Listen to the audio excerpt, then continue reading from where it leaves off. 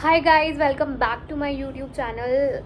I know there has been a blog since many months because me and my friend Garvit, we got busy with our studies, with our jobs, with placement and everything.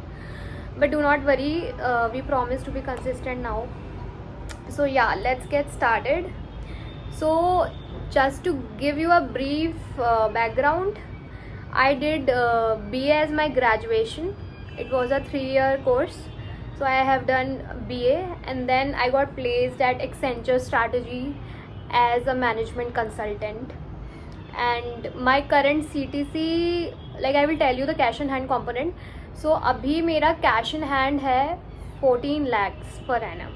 So this is my cash in hand, and CTC we cannot disclose it completely. So, but this is what I get in cash. So basically this is the cash component, and I am working as a management consultant.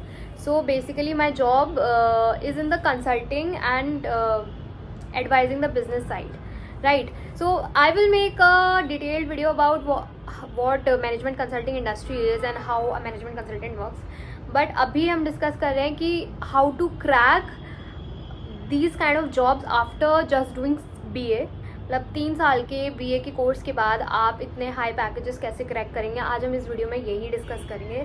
So just stay with me through out this video and trust the process. So just let's get started. So first of all, I will tell you 3 to 4 tips that helped me to crack this placement. Okay.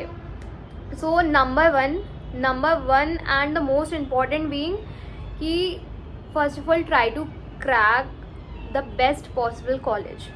So I have done my graduation from Shriram College of Commerce.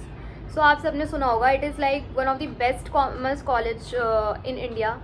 तो अगर आपका इस level का Tier 1 का college होगा तो basically आपके लिए प्लेसमेंट लेना ईजी हो जाता है. Why? Because companies on campus आती हैं. So when companies come on campus तो आपके पास ज़्यादा अपॉर्चुनिटी और ज़्यादा लेस कंपटीशन होता है to crack a job rather than trying off campus. ठीक है, because for off campus there are students from various universities, various backgrounds applying for the same job. But अगर सेम जॉब के लिए आप अपने campus में अप्लाई करते हो तो it is always beneficial, right? तो पहला हमारा पॉइंट ये है कि let's try to crack a very good college. तो इसके लिए आपको अपने 11th और 12th में ही ट्राई करना पड़ेगा, right? So if you are a student who is studying in class 11th और 12th, सबसे पहले just study thoroughly, prepare for the entrance exams and try to crack the best possible college, जिससे कि आपको on campus में ही opportunities मिल जाए. तो first point तो ये था. Second, it is for the people who are studying in their first और second year of college. So basically अगर आपको अब कॉलेज मिल चुका है, ठीक है, राइट, और फिर आप then you are planning to get place in a good MNC, तब आपको क्या करना चाहिए अब मैं वो डिटेल में बताऊँगी, ठीक? सो बेसिकली अगर आपका Tier 1 कॉलेज है तो just try to sit in the placement. मतलब आई हैव सीन पीपल जो सारी कंपनीज की प्लेसमेंट में बैठते ही नहीं है, थिंकिंग कि मेरा प्लेसमेंट नहीं होगा या फिर the job will not be good, या फिर सिर्फ BA से क्या होगा, MBA करना पड़ेगा फ्यूचर में. Everything is in future, but you never know कि आपके कैंपस में कब बहुत अच्छी कंपनी आ जाए एंड और कब आप उसे क्रैक करके एक अच्छा जॉब ले लें. बिकॉज एनी डे किसी भी मास्टर्स के लिए आपका वर्क एक्सपीरियंस बहुत मैटर करता है. सो बेसिकली अगर आपका Tier 1 कॉलेज ऑलरेडी है तो जस्ट डू नॉट थिंक कि मुझे तो मास्टर्स करना है, I shouldn't sit for the placement और something. Just try your best, make your best resume, just try to sit for the placement, ठीक है? अब सेकंड केस आता है कि फॉर दोज स्टूडेंट्स जिनके पास अभी बहुत टॉप टियर कॉलेज नहीं है. So basically there are few points. First of all आपको अपना एकेडमिक स्कोर्स भी मेंटेन करके रखना है. So it is always said कि एकेडमिक स्कोर्स इतना मैटर नहीं करता after 12th, but it does. जो भी टॉप MNCs होती हैं, B it in finance, B it in consulting, सबकी मिनिमम रिक्वायरमेंट्स 8.5 के अबव रहती ही है. So basically if you get 8.5 के अबव तो आपका रेज्यूमे सेलेक्ट होने के लिए एक टिक मार्क हो जाता है. इट्स लाइक Tier 1 कॉलेज, और if not Tier 1 then what is the GPS scores, right? So आपको फर्स्ट ऑफ ऑल तो अपने एकेडमिक स्कोर्स पे ध्यान देना है. सेकेंड ऑफ ऑल सिर्फ एकेडमिक्स पे ध्यान नहीं देना है, right? I mean academics maintain करने के साथ साथ आपको ऑलराउंडर बनना पड़ेगा.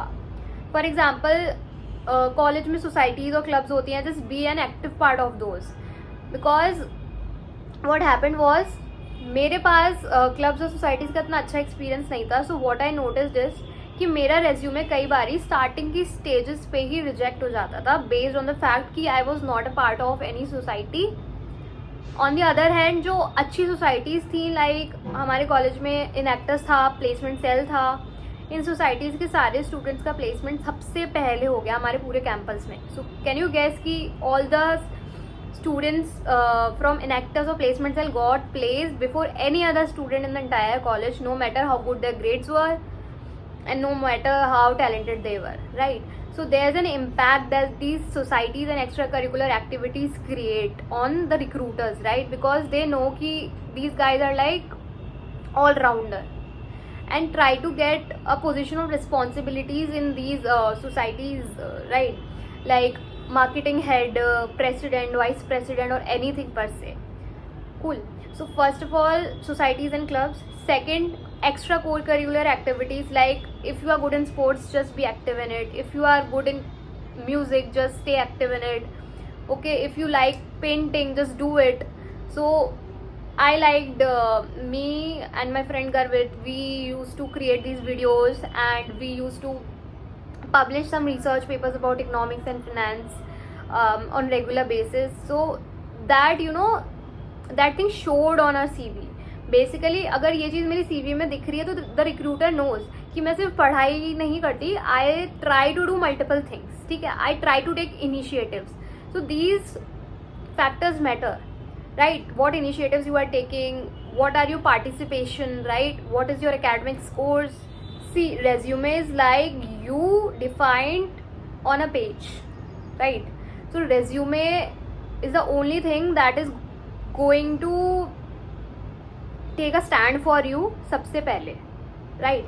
रिक्रूटर के बाद सबसे पहले आपका रेज्यूमे ही जाता है. तो based on the resume recruiter interview के लिए डिसीजन लेता है.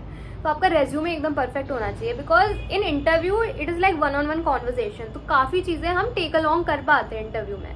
बट अगर आपका रेज्यूमे ही सेलेक्ट नहीं होगा तो you will never going to get that chance. तो इसीलिए you should, you know, pay attention to your resume a lot. Ask your seniors. ठीक है, अपने सीनियर्स से बात करो कॉलेज में, अपने टीचर्स से बात करो, and look at the examples on YouTube, on Google. देखो क्या क्या है, सारे सीवीज देखो, सारे सीवी के फॉर्मेट्स देखो कि वर्ड्स की फ्रेमिंग कैसे होनी है. जैसे वर्ब्स से स्टार्ट होते हैं रेज्यूमे में, जितने भी अपने स्टेटमेंट्स होते हैं, they should start with verbs. There should not be any full stops on the resume. तो ये सब फैक्टर्स आपको दिमाग में रखने हैं रेज्यूमे बनाते वक्त. तो if you will have a good resume तो आपका रेज्यूमे शॉर्टलिस्टिंग राउंड तो क्लियर होगा. उसके बाद you can, you know, get the opportunity to at least talk to the recruiter, right? आप बात करते हो तब बार्गेनिंग पावर क्लियरली दिखती है ना. बट अगर आपका रेज्यूमे ही सेलेक्ट नहीं होता है तो you are nowhere, right? So concentrate on your resume, do things for your resume. Plus resume should be very crisp and not very detailed.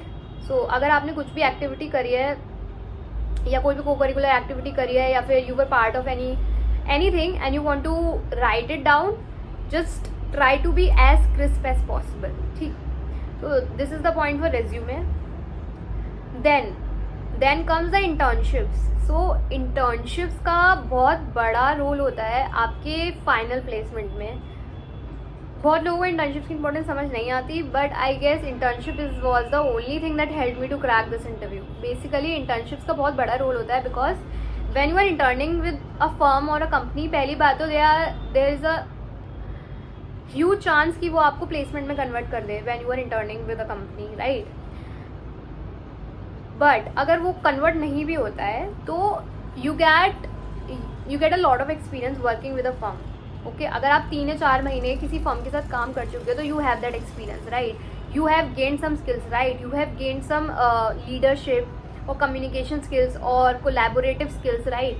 तो आपके ये सारे स्किल्स बहुत मैटर करते हैं आपके फाइनल प्लेसमेंट में. आई स्टिल रिमेंबर कि मैंने जितने भी इंटरव्यू दिए for my final placement, most of those interviews were, you know, running around my internships only and past work experience only. कि मैंने क्या एक्सपीरियंस गेन किया और मैंने क्या इंटर्नशिप करी थी and what I actually did in that internship. मेरे most of the interviews use to revolve around that. So yes, that is also important. So internship is important. अब इंटर्नशिप या तो आप ऑन कैंपस ले सकते हैं या you can try off campus. ये अप्लाई कैसे करना है फॉर इंटर्नशिप्स एंड जॉब्स ये मैं एंड ऑफ द वीडियो में बताती हूँ. Now coming to the final point, that is the extra courses.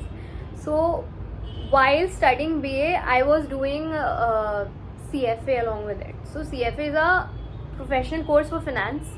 So अगर आप ऐसे कुछ professional courses साथ में करते हो, be it any other course like FRM, CFA, or some courses provided by NSE, or some learning courses provided by platforms like Udemy, Coursera, आप ये सारे courses जितने करते हैं उनकी उतनी ज़्यादा importance होती है आपकी CV में, right?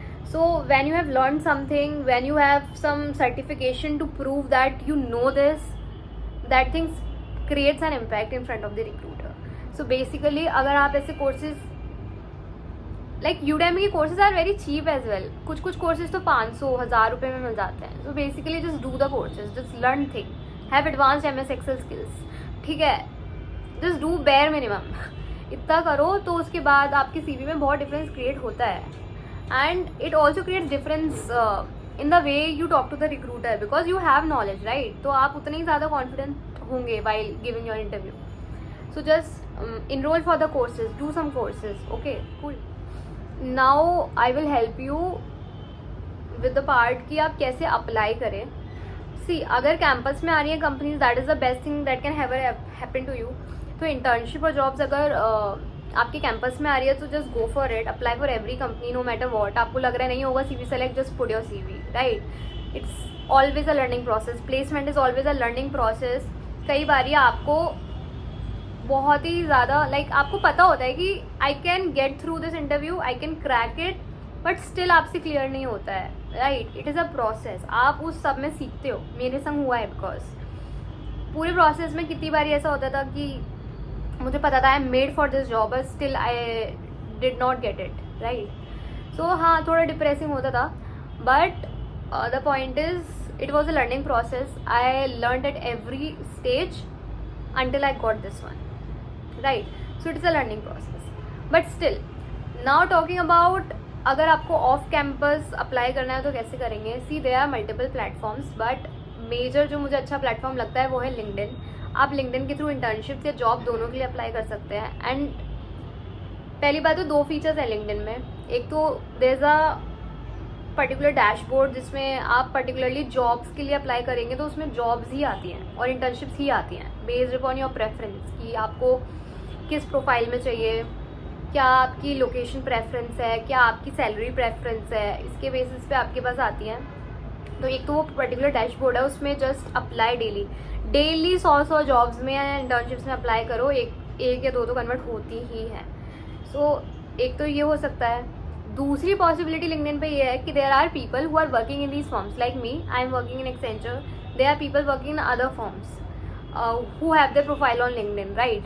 तो you can just ping them, just write a short introductory note ki hi, I am this, I am studying in this college and I am doing my BA in economics, psychology or whatever subject you are pursuing. So I am doing this and I had this grade in my graduation and I have done my internship in this. I am really interested in your job profile and the kind of work your company does. तो आप ऐसे करके एक write up लिख लो और ऐसे करके आप उन्हें टेक्स्ट करो and then ask for referrals. उन्हें बोलो कि if there is any opening in your firm and if you are hiring just ping me और let me know if you need something else like my CV और cover letter. ठीक है, तो just ping people because अब now you will be thinking कि ये लोग मुझे क्यों रिस्पॉन्ड करेंगे या मुझे क्यों रेफर करेंगे. सी मैं बताती हूँ, कॉर्पोरेट्स में क्या होता है कि हमें हमें एक अच्छा फ्रेश टैलेंट रेफ़र करने के लिए we get money. So basically सारी MNCs का ये रूल है कि if we are referring to someone and he और she gets hired the company rewards us with a good amount of money because we brought human resource to the company. तो company हमें reward करता है पैसे. तो basically nobody will deny you to refer you basically, क्योंकि उनको they have their own advantage, right? कि if they will refer you and if you get selected उनको पैसे मिलेंगे. So basically just do not shy away from asking for referrals. just go ahead and ask from referrals from multiple people. तो LinkedIn पे it's a religious process कि आपको रोज़ 100 jobs में apply करना है, रोज़ आपको इतने लोगों से पूछना पड़ेगा जॉब के लिए. So it is a religious process, right? But LinkedIn is effective. Second is personal contacts. Personal contacts से आप referral मांग सकते हो. Like if your friend or your sister or brother or senior someone is working in a firm, you can ask for referrals from them also as well. तो ये तो फिर personal contacts वाला matter हो गया. So this is how you should face your placement process. See, I'm trying my best to share my experience with you. This might not be very good, but yes, I'm trying my best. और फिर भी अगर कोई doubt है, कोई problem है, and if you want me to cover something else, just let me know in the comment section, and I will try my best to make a video for you guys. Thank you. Bye bye.